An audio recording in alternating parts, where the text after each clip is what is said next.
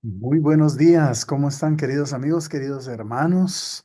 Que el Señor les bendiga hoy martes 22 de julio del 2025, otro bonito día acá, soleado, un día de verano. Hemos tenido unos días maravillosos con bastante calor, pero damos gracias a Dios por las cuatro estaciones del año.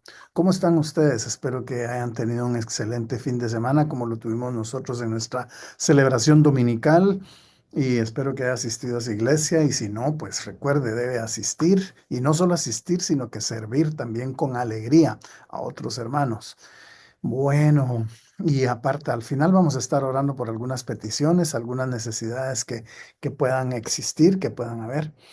Hoy nos toca estudiar Juan capítulo 13, capítulo número 13. Ya estamos en la recta final de Juan.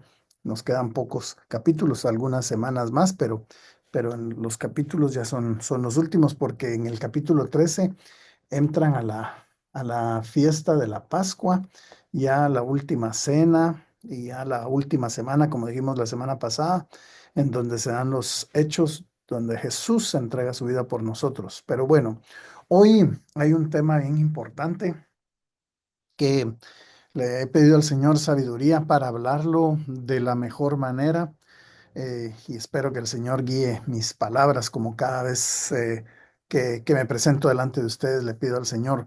En Juan capítulo 13 están en la cena, en la última cena, y algo pasa ahí. Lo que sucede es que vean que dice el versículo 4: estaban en la cena y Jesús se levantó de la cena, se quitó su manto y tomando una toalla se la ciñó. Versículo 5: luego puso agua en un lebrillo, en un recipiente, y comenzó a lavar los pies de sus discípulos y a enjugarlos am, con la toalla que estaba ceñido. Bueno, de los actos más lindos que podemos ver de Jesús, que toda su vida es una inspiración, y los que asistimos a la iglesia, pues cada una de las cosas que hacemos en la iglesia está basada en lo que Jesús nos enseñó.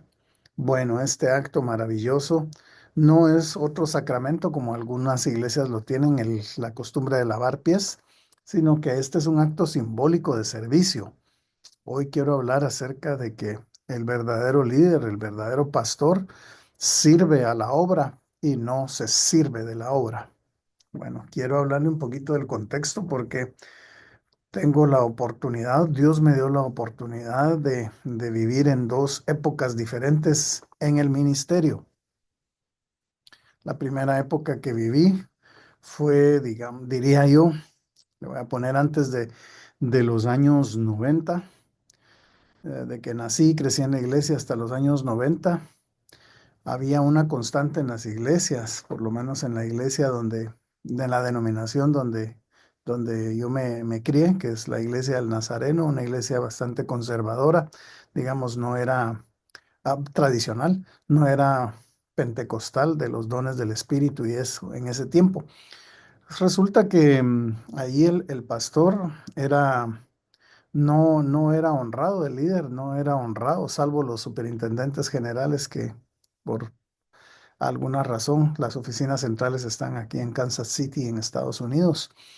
Pero en general los pastores no eran honrados, eran respetados hasta cierto punto, algunos de las iglesias, digamos, grandes o fuertes, como sería el caso de las famosas Primera Iglesia, tanto Primera Iglesia en Ciudad de Guatemala, Primera Iglesia en Cobán, otro lugar en Guatemala. Bueno, las primeras iglesias, que eran iglesias grandes.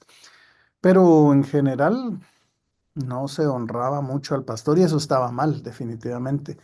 El pastor era un ciudadano de segunda categoría, prácticamente, no solo dentro de la iglesia, sino que también fuera de la iglesia, fuera del ámbito de la iglesia. Mm, no está de más decirles que nadie quería ser pastor. Digamos, alguien que era llamado al pastorado, en realidad, pues podemos decir que era un llamado genuino y el que era llamado al pastorado estaba dispuesto a abandonar una serie de privilegios que el ciudadano común y el hermano y el miembro de la iglesia común tenía dentro de la iglesia. Y bueno, sí lo tenían como un servidor de la iglesia, pero un servidor de mala manera, de mala manera. Y muchas denominaciones era lo mismo. Digamos, si le pagaban muy mal. Si estaba casado y tenía hijos, pues sus hijos realmente no prosperaban. Se miraba la pobreza, básicamente en ellos. Se miraba la pobreza. Y bueno, esa fue la primera generación que yo viví de pastores. En la segunda generación, diría yo a partir de los 90 fue cuando yo entré a pastorear. Yo empecé a pastorear en el 93. Era bastante joven, tenía 21 años. Y ahí empezaron algunas cosas, empezó el crecimiento de la iglesia también. Era otro tiempo, era otra temporada. Ya había un poquito más de dignificación del pastor y de honra. Se fue enseñando eso en los discipulados, en las prédicas. Voy a utilizar la expresión peleando también. Como pastores tuvimos que hacernos un lugar en las denominaciones porque pues ya les expliqué cómo, por lo menos en nuestra denominación donde crecimos, el ser pastor iba intrínseco el voto de pobreza. No se decía así, pero se practicaba de esa manera. De tal manera que si alguno de nosotros quería tener un buen carro para servirle al Señor, ya era visto mal, o si quería tener una casa para poder tener bien a su familia, ya era visto mal. Habían pastores de nuestras generaciones que vivían en un salón de escuela dominical con su familia y no tenían ninguna privacidad ni nada. Pero bueno, pero ahora el péndulo, por decirlo así, ya regresó de este extremo de pobreza y de deshonra al otro lado. Hoy lo que vemos a partir de 2005, ya es diferente también. Ah, y sobre eso quiero hablar, porque acá dice la palabra de que Jesús era se quitó Jesús, ¿quién más que Jesús? Se quitó el manto, dice, de la autoridad, el que usaban para orar, el talit, y luego se ciñó más bien una toalla, se quitó el manto, digamos, de autoridad. No que se haya quitado la autoridad, sino que el puesto que tenía, el lugar que tenía en la jerarquía, digamos, como maestro, lo menciona más adelante, como rabino, y se puso a servir. Eso no se miraba en ese tiempo no se miraba, como no se ve en ese tiempo tampoco. Y ahora el ministerio pastoral es criticado también porque digamos que muchos pastores solo quieren servirse de la obra y no quieren servir a la obra. Y eso está malo. Todos nosotros, hermanos, en la iglesia debemos servir a la obra y no servirnos de la obra. Es decir, no tomar ventaja de la obra. Todos contribuimos para que la obra del Señor camine, siga hacia adelante y básicamente eso es lo que quiero explicarles. Me enredé un poco al principio o lo hice un poco extenso porque quería darles el contexto histórico en este caso. Ahora muchos, digamos, quisieran ser pastores solo porque ven a la iglesia como un negocio y entonces pueden salir adelante allí. Menosprecian a los miembros de la iglesia, les llaman así ovejas de manera despectiva o discípulos de manera despectiva. Y eso no es correcto, no es correcto. Eh, Qué bueno que le puedan celebrar el cumpleaños al pastor o el día del pastor, perfecto. Sí, está bien una vez al año, perfecto, pero ya que se vuelva una idolatría eso de ese personaje, digamos, que es un servidor más en la iglesia o debería serlo. Hay dos pasajes, bueno, cuando leímos Juan 10 que habla acerca del buen pastor. Y eso hace referencia al Salmo 23. En el Salmo 23 nosotros tenemos referencia a cómo es un buen pastor, ¿no? Guía, protege, provee, y hay una serie de características que no voy a enunciar en este espacio, pero solo le dejo la referencia al Salmo 23. Si usted es pastor o si quiere ser pastor o si se está formando como pastor o está en juntas directivas y tiene que ver con un pastor, entonces dése cuenta de la palabra, aprenda de la palabra y que podamos tener pastores conforme al corazón de Dios.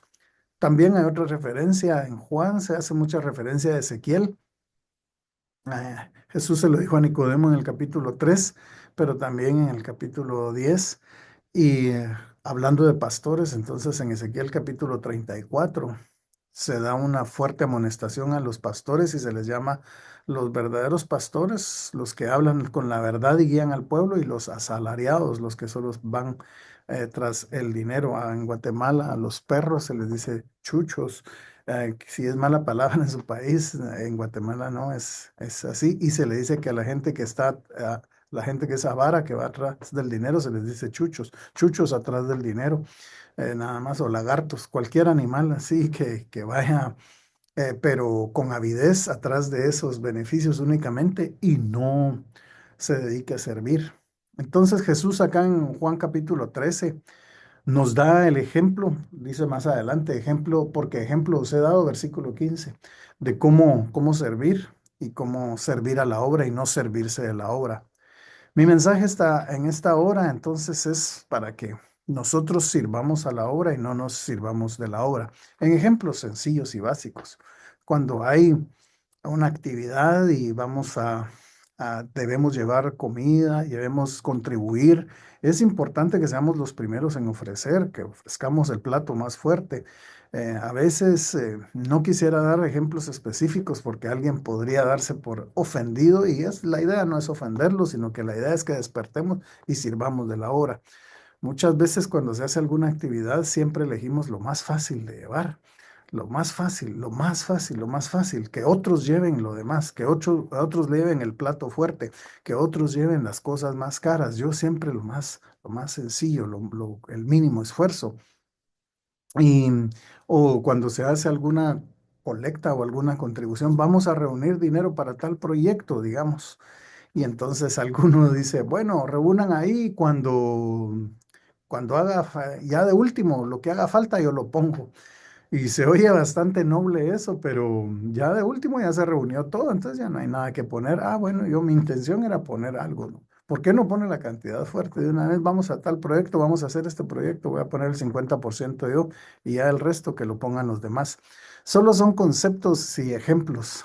Hay muchas personas realmente en el mundo que son aprovechadas y solo toman ventaja de las situaciones. Ya les di algunos ejemplos. Eso se puede ver en familias, eso se puede ver entre amigos, eso se puede ver en cualquier actividad en el mundo.